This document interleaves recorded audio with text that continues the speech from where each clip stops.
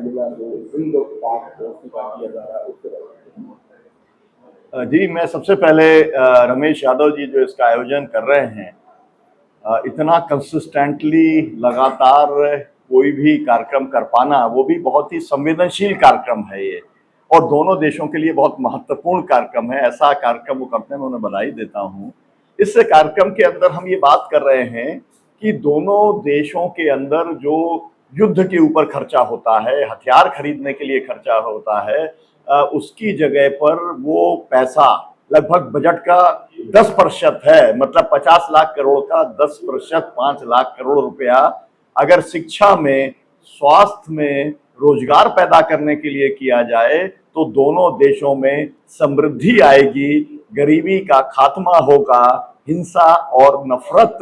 जो इन हथियारों के और युद्ध उन्माद से जो फैलाई जाती है, वो खत्म होगी। इनको आप कौन लोग जिम्मेदार है जो दीवारों को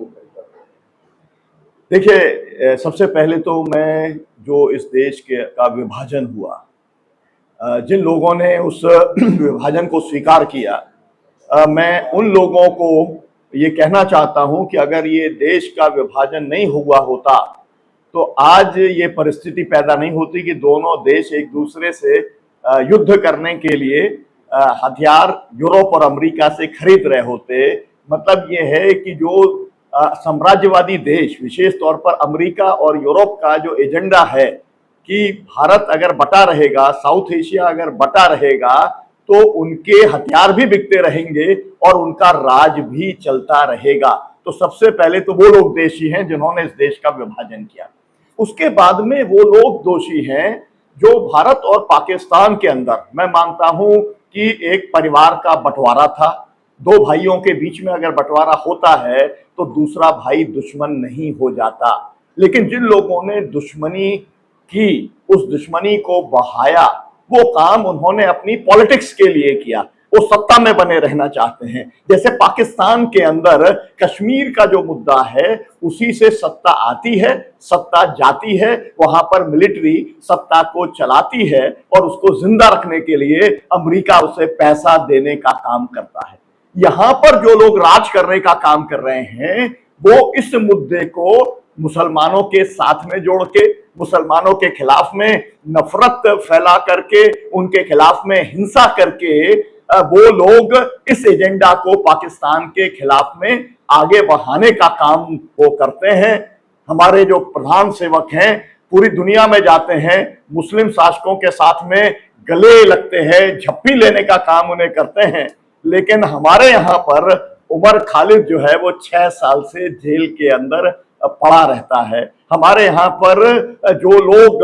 जो नौजवान थे, या ये कहा जाए कि जिन लोगों ने सीए एनआरसी के आंदोलन में शाहीन बाग देश भर में 50 बनाए थे, उन लोगों में से कुछ लोगों को गिन चुन करके जेल के अंदर बंद करके रखा है। जिन लोगों ने इस देश की जाति व्यवस्था को छेड़ा, उनको भीमा कोरेगांव के नाम पर बंद करके रखा है। तो ये जो लोग हैं, ये राज करने के लिए पाकिस्तान के खिलाफ में नफरत और घृणा फैलाने का काम करते हैं। लेकिन मैं ये भी कहना चाहता हूं कि पाकिस्तान जो आतंकी कार्रवाई करता है, भारत के भीतर करता है, उसके खिलाफ में पूरा भारत एक है। लेकिन सवाल यह है कि जब पुलवामा होता है, जब बालाकोट होता है, तो उसकी जांच रिपोर्ट लोगों के सामने नहीं आती है।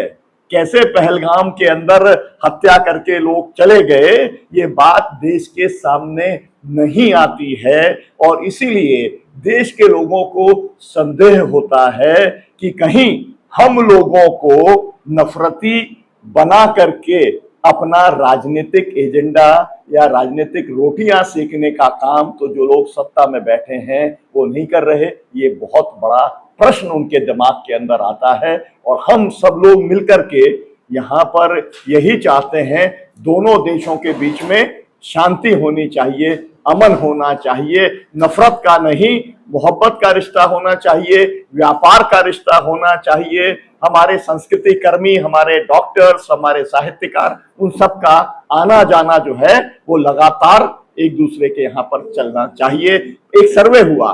वो सर्वे जो है उसके अंदर ये आया, वर्ल्ड बैंक ने वो सर्वे कराया था, 80% पंजाबी, उधर के पंजाबी और इधर के पंजाबी अमन चाहते हैं